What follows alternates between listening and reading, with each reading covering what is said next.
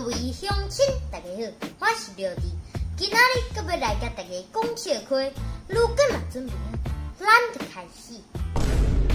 阿娇啊，我感觉哦，你点摆出的鱼啊，真好食呢。我拍算哦，下暗要来煮看卖咧啦。不过我买的这尾鱼啊，到底要活跳跳，有够恐怖的啦！要安怎处理啦？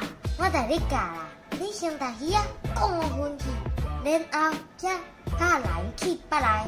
我唔敢啦，会鸟呢？还是我先把鱼啊当做水甲煮好死？哦，我看哦，你先把你脑里的水流个出来。较早的人若拄着风台，大我关来，厝内风台之上。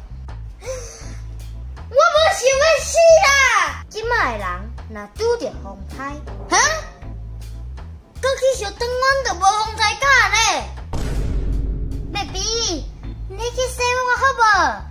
安尼你去披衫，洗我，还搁有一堆鼎还未洗，搁爱清理迄个粉，手搁会臭臭。其实衫想无几领。晒衫的话，手就袂臭臭啊。